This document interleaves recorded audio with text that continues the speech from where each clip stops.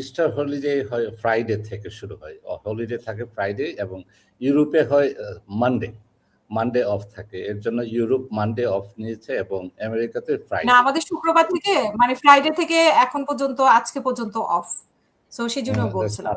হ্যাঁ, মানডে পর্যন্ত অফ। আমরা এই জন্য বলি যে ইস্টার ফ্রাইডে। এর জন্য আপনার গত কদিন ওয়াল স্ট্রিটও বন্ধ ছিল, তো আজকে ওয়াল স্ট্রিট খুলেছে।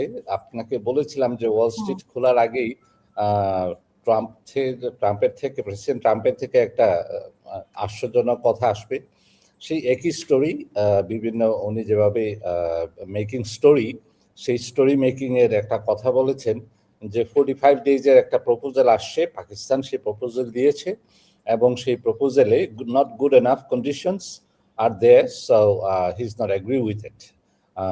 তো এখন বলছেন যে আগামীকাল, উনি যে কথা ছিল যে আগামীকাল মঙ্গলবার দিন টিউসডে, এবং ডেডলাইন হলো আমেরিকান ইস্টার্ন টাইম 8 PM।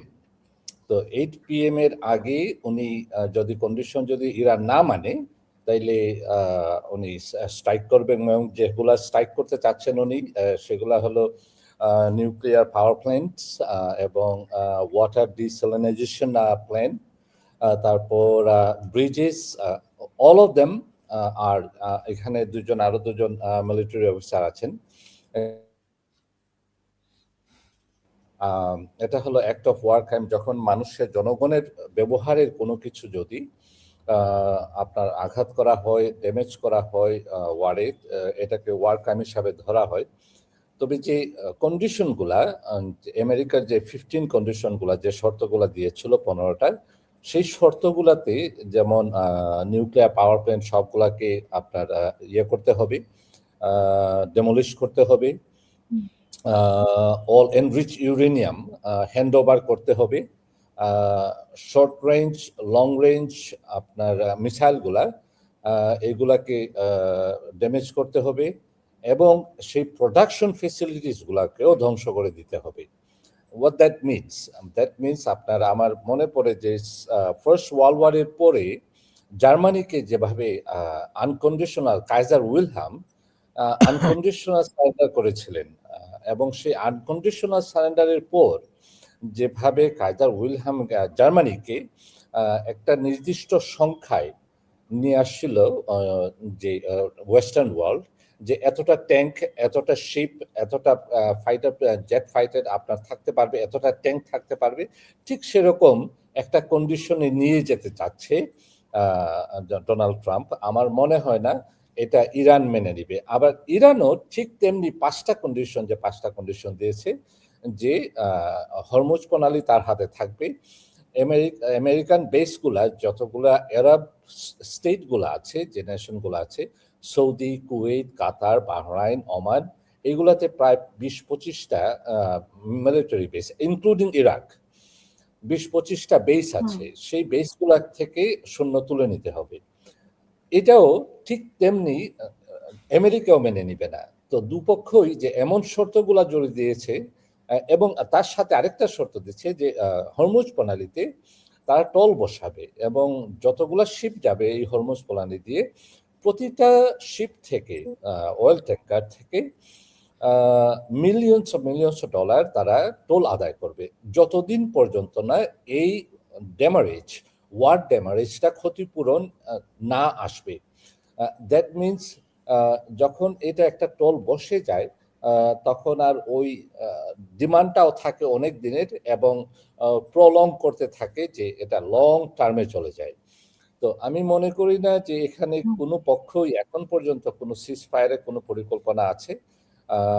এখনো ইরান যেভাবে আপনারা দেখতে পেয়েছেন যে গতকাল যে ঘটনাটা ঘটলো, সার্চ অ্যান্ড রেস্কিউ করতে যে দুটা C-130 এবং MH-6 হেলিকপ্টার, যেটা ব্ল্যাক হকস, এটা সার্চ অ্যান্ড রেস্কিউতে সাধারণত ব্যবহার করা হয়, এই দুটোকে শাটডাউন করেছে। দ্যাট মিনস দেয়ার আপনার যে ডিফেন্স পাওয়ার, সেই ডিফেন্স পাওয়ারটা অনেক স্ট্রং রয়ে গেছে এখনো। তবে যেভাবে রেস্কিউ করা হয়েছে, সেই রেস্কিউটা খুব ম্যাসিভ একটা অপারেশন ছিল, এবং ওই এলাকাতে একদম কন্টিনিউয়াস A10 দিয়ে যে আমরা বলি এটাকে যে স্ট্রিট ফাইটার, খুব জেট ইঞ্জিন থাকে, ওটার পিছনে দুটো জেট ইঞ্জিন।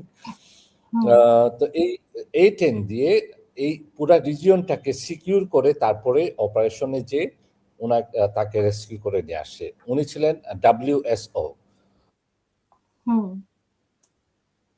System operator. হ্যাঁ, পাইলট এর আগেই পাইলটকে নিয়ে গিয়েছিল এবং WSO যে অফিসার ছিলেন সেই WSO অফিসারকে রেস্কিউ করে নিয়ে গেছে। এখন আমার কথা হলো এখানে যে কোয়েশ্চেন মার্ক, যদি সেই C-130 একজন পাইলট একজন কো-পাইলট থাকে এবং 4 জন ক্রুজ থাকে ওখানে, এই C-130-তে কোনো ইজেক্টর এমন কোনো সিট থাকে না বা ইজেক্ট হওয়ার কোনো সম্ভাবনা থাকে না।